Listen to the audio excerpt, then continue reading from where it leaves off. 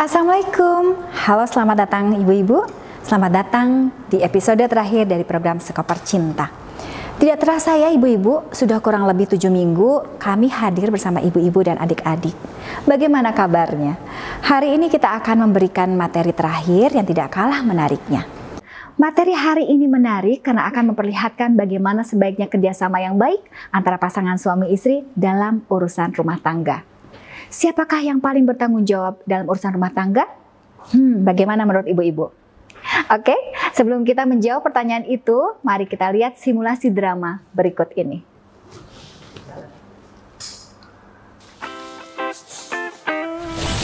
Bantu! Ini towel yang sebelah sini, bantu.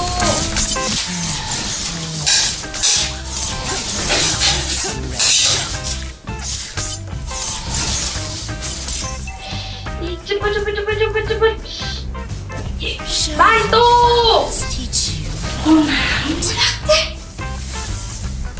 Astagfirullah.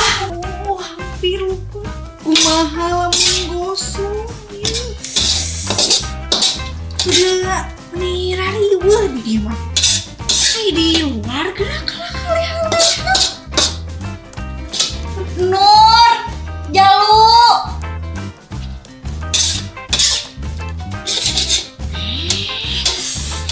Nur! Jalu!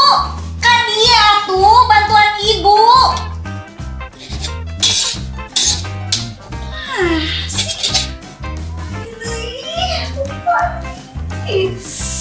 Gusti. Aduh isi. Gak ada yang bantuin aku dah. Ini.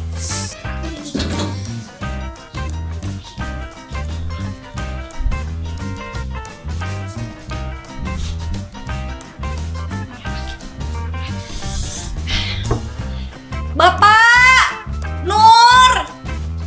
Ayo, kumpul di ruang tamu, ayo! Bapak! Si Bapak! Bapak! Nur! Jalu, udah dulu tuh main gamenya. Simpen heula ponselna. Mana deh si Bapak sama Nur? Nur. Udah Nur, pokoknya mah Nur duduk dulu. Sok. Si Bapak dari hararese pisan. Bapak! Pak! Aya naon, Ibu? Teriak-teriak. Sok, Bapak duduk dulu ayeuna mah. Hayu. Ibu teh pengen ngobrol ini teh dak. Sok, kumaha? Sok ya, Ibu mau nanya. Hari pagi ini teh, kalian semua teh pengen pada sarapan kan? Nah,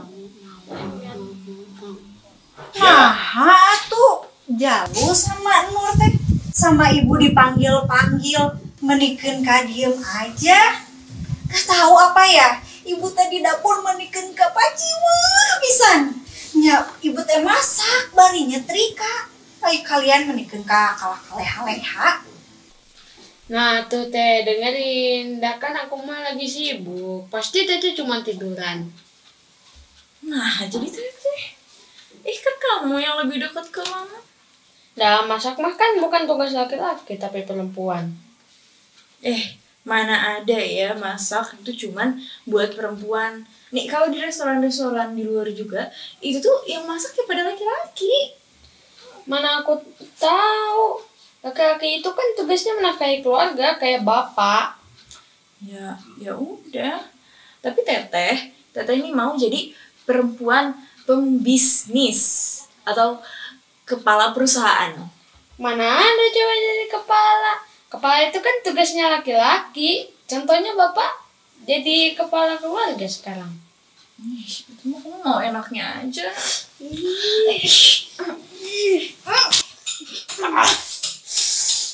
Jalu, Nur, udah kalian teh kalah berantem ini teh. Bapak lagi kalau diem aja bukannya nenangin barudak. Oh iya. Udah sini ya, Ibu jelasin. Jalu, Nur. Jadi kalau perempuan dan laki-laki itu jenis kelaminnya memang beda. Jelas itu mah. yang menyusui dan melahirkan itu perempuan tugasnya. Dan soalnya perempuan yang punya rahim. Yang jadi kepala keluarga itu tugasnya laki-laki. Itu. Nah tuh teh, dengerin.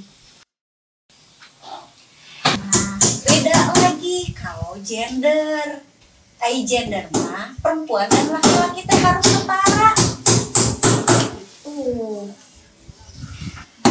Perempuan sama laki-laki itu mulai dari tugas, bisa juga pekerjaan, atau hak dan kewajiban dalam keluarga itu bisa setara.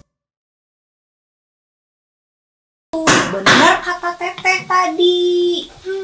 Tuh, masak, nyetrika, itu mah bukan tugasnya perempuan.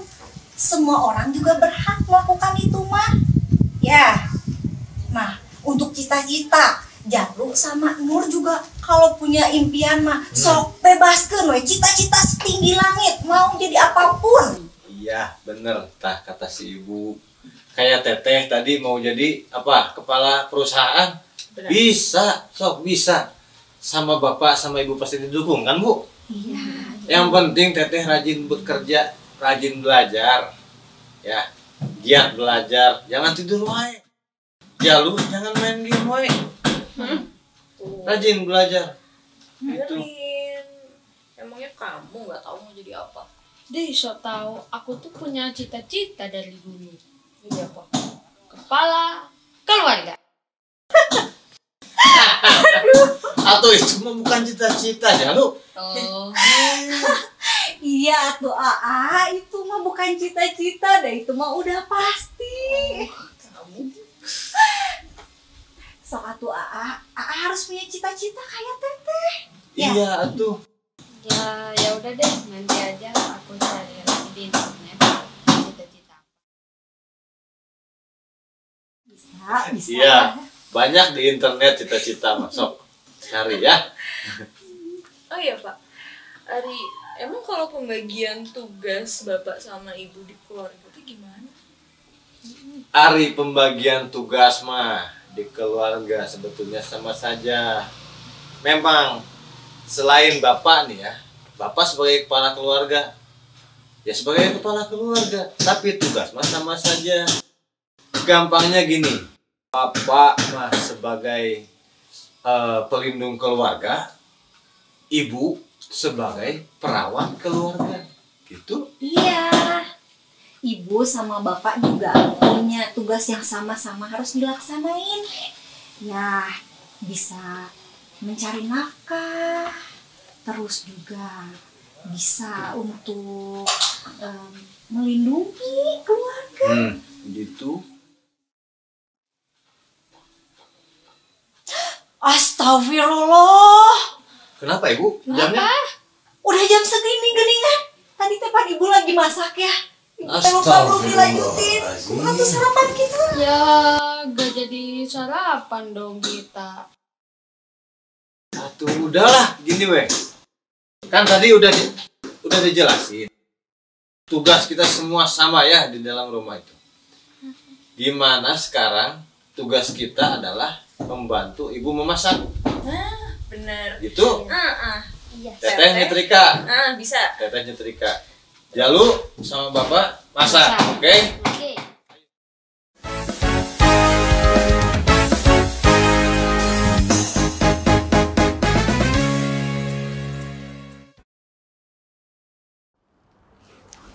Bagaimana? Apakah ibu-ibu setuju nih sama Ibu Damai? Apakah urusan rumah tangga merupakan pekerjaan perempuan saja? Nah, biasanya sebagai ibu rumah tangga, kadang perempuan suka merasa kalau tanggung jawab rumah itu hanya tanggung jawabnya sendiri. Padahal tentu saja bukan. Ini merupakan tanggung jawab semua anggota keluarga. Kita semua harus ikut berpartisipasi dalam setiap pekerjaan rumah supaya semuanya senang dan juga nyaman. Rumah itu milik bersama, maka sepatutnya dipelihara bersama. Di sini kita harus mengaplikasikan kesetaraan gender. Nah, apa itu kesetaraan gender? Mari kita dengar dulu dari masternya. Assalamualaikum warahmatullahi wabarakatuh. Selamat siang, salam sejahtera dan sehat selalu untuk kita semua. Halo para kesayangan DP3AKB, selamat datang di pembelajaran Skoper Cinta, Sekolah Perempuan Capai Impian dan Cita-Cita. Saya Dr. Gianti Gunawan, MPSI Psikolog, Master of Trainer Skoper Cinta, akan menyampaikan dan berbagi ilmu mengenai pengenalan kodrat laki-laki dan perempuan, serta kesetaraan keadilan gender. Para pejuang perempuan di Jawa Barat, mari kita mulai kelas ini. Pokok bahasan kita kali ini terbagi menjadi 4 bagian. Yang pertama adalah peran laki-laki dan perempuan dalam kehidupan berumah tangga. Yang kedua adalah hak dan kewajiban suami istri. Yang ketiga adalah definisi kesetaraan gender. Serta terakhir, penerapan kesetaraan gender dalam kehidupan sehari-hari. Seperti kita ketahui, perempuan dan laki-laki memiliki karakteristik fisik bawaan yang tidak bisa diubah, serta memiliki sifat atau karakter yang melekat, sehingga menentukan identitas mereka. Karakteristik sifat bawaan tersebut misalnya, yang pertama, ciri-ciri biologis di mana laki-laki memiliki jakun, sedangkan perempuan memiliki payudara dan rahim. Berdasarkan ciri-ciri jenis kelamin tersebut, perempuan dan laki-laki memiliki konsekuensi atau akibat yang harus dijalani. Misalnya, karena perempuan memiliki rahim dan payudara, maka perempuan bisa melahirkan dan menyusui. Sedangkan laki-laki memiliki hormon testosteron yang membuatnya memiliki otot yang kuat serta tulang yang kuat sehingga memungkinkan untuk melakukan aktivitas-aktivitas yang berat. Yang perlu digarisbawahi, perbedaan laki-laki dan perempuan akan mempengaruhi hak dan kewajibannya dalam rumah tangga. Sedangkan yang kedua, profesi yang identik yang biasanya dilakukan laki-laki, misalnya saja pekerja tambang. Untuk perempuan contohnya adalah bidan. Untuk peran dalam rumah tangga, laki-laki dianggap sebagai pelindung keluarga, sedangkan perempuan adalah perawat keluarga. Artinya, pelindung keluarga, laki-laki berperan untuk menjaga ibunya dan saudara perempuannya. Apabila ia sudah menikah, maka ia akan melindungi istri dan anak-anaknya. Oleh karena itu, laki-laki harus sehat, menjaga kesehatannya dengan cara mengkonsumsi makanan bergizi dan berolahraga, serta menghindari perilaku yang berdampak buruk bagi kesehatan. Di sisi lain, perempuan sebagai perawat keluarga memiliki peran untuk merawat ayah, ibu, dan saudaranya. Kelak ia akan mengandung seorang bayi, melahirkan dan merawatnya hingga anak-anaknya besar. Oleh karena itu, perempuan harus juga menjaga kesehatannya dengan cara mengkonsumsi makanan yang bergizi, berolahraga, serta menghindari perilaku yang berdampak buruk bagi kesehatan. Nah, dalam pendidik keluarga, laki-laki diibaratkan gunung yang tinggi. Artinya, ia harus memiliki pendidikan yang tinggi agar dapat mendidik anak-anaknya kelak. Laki-laki juga harus pandai, rajin belajar, memiliki pendidikan setinggi mungkin, dan motivasi yang tinggi untuk berhasil.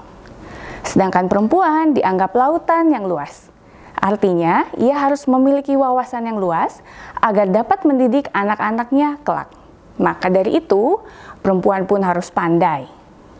Dan sebagai pencari nafkah dalam keluarga, laki-laki harus mencari nafkah untuk membiayai keluarganya dengan nafkah yang halal dari usaha yang benar.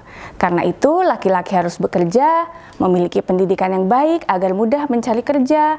Selain itu, memiliki moral yang baik agar ia dapat membedakan mana yang baik dan mana yang buruk, sehingga tidak terjerumus pada perilaku korupsi.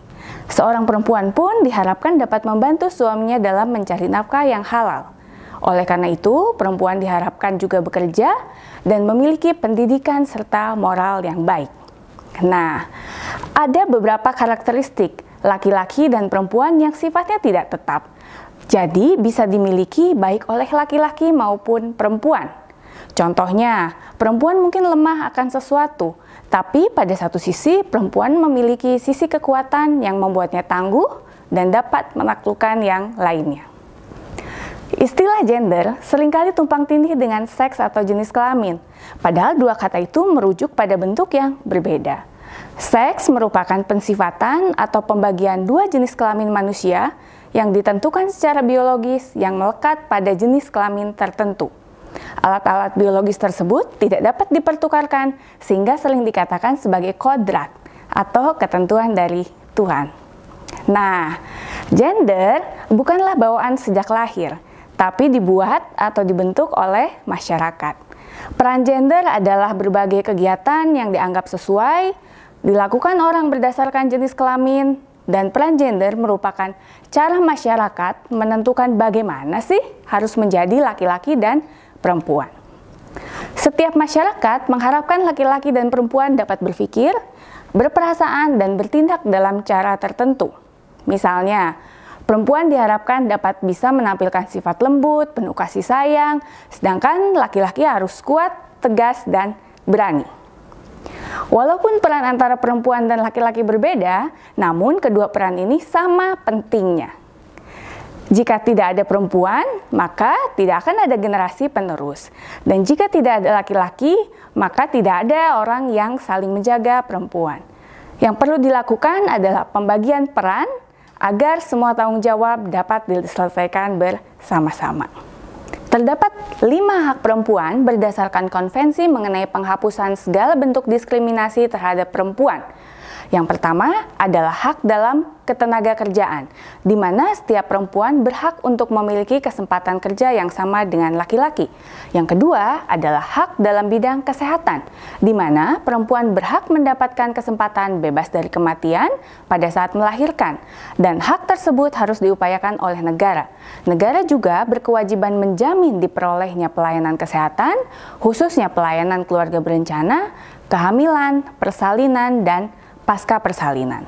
Yang ketiga adalah hak yang sama dalam pendidikan. Seperti salah satu poin perjuangan era Kartini, bahwa setiap perempuan berhak mendapatkan kesempatan mengikuti pendidikan dari tingkat dasar hingga universitas. Yang keempat adalah hak dalam perkawinan dan keluarga, di mana perempuan memiliki hak yang sama dengan laki-laki dalam perkawinan. Perempuan punya hak memilih suaminya secara bebas dan tidak boleh ada perkawinan paksa. Dalam keluarga, perempuan juga memiliki hak dan tanggung jawab yang sama. Terakhir adalah hak dalam kehidupan publik dan politik, di mana setiap perempuan berhak untuk memilih dan dipilih. Setelah berhasil terpilih lewat proses yang demokratis, perempuan harus mendapatkan kesempatan yang sama berpartisipasi dalam perumusan kebijakan pemerintah hingga implementasinya. Namun, masih terjadi ketidakadilan bagi perempuan yang terjadi di sekitar kita. Contohnya, adanya pembatasan kesempatan kerja karena alasan gender, adanya penomorduaan perempuan di masyarakat, contohnya saat pengambilan keputusan di kampung, biasanya diputuskan oleh bapak-bapak dan ibu-ibu tidak diikutsertakan. Yang ketiga, pemberian label negatif. Apabila seorang laki-laki marah, maka dianggap tegas. Tetapi apabila perempuan yang marah atau tersinggung dianggap emosional dan tidak dapat menahan diri. Nah, beban kerja yang berat pun merupakan suatu bentuk ketidakadilan. Contohnya, ibu rumah tangga yang juga bekerja mencari uang, saat pulang ke rumah tetap mengerjakan pekerjaan rumah tangga. Tidak ada pembagian kerja dengan suaminya. Nah, yang terakhir adalah kekerasan. Bisa kekerasan fisik, psikologis, ekonomi, dan seksual. Contohnya, apabila terjadi pelecehan seksual di tempat umum, yang disalahkan adalah perempuan karena berpenampilan menggoda. Padahal banyak juga korban pelecehan seksual adalah perempuan yang menggunakan pakaian tertutup. Penting untuk diingat, apapun yang membuat kita merasa tidak nyaman karena perbuatan orang lain, itu bisa dikategorikan sebagai kekerasan.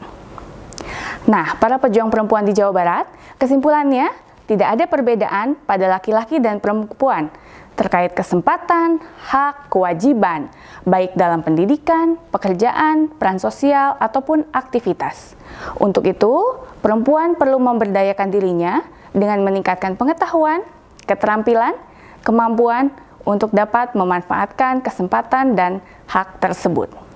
Demikian penjelasan mengenai pengenalan kodrat laki-laki dan perempuan, serta kesetaraan gender yang dapat saya berikan.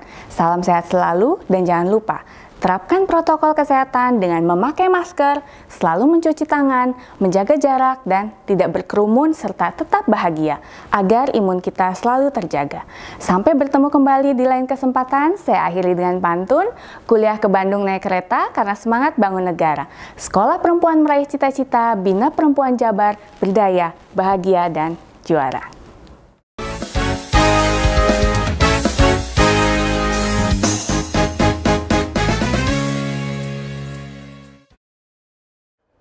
Menyapu lantai? Bolehlah sama anak-anak.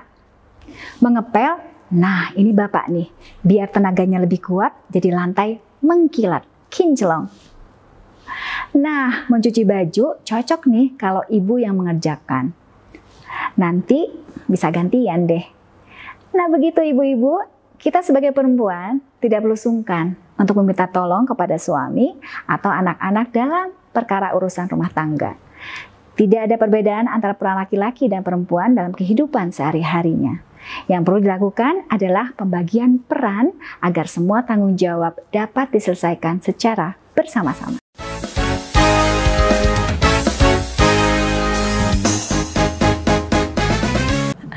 Baik ibu-ibu, akhirnya kami sudah berada pada episode terakhir dari program Sekoper Cinta. Mudah-mudahan apa yang didapatkan selama ini menumbuhkan semangat lebih untuk terus berkreasi, berkarya, dan selalu produktif. Saya Atalia Praratya, host program acara dan sekaligus Ketua Umum dari Sekoper Cinta. Mohon diri, mohon pamit, semangat terus perempuan, Jabar juara.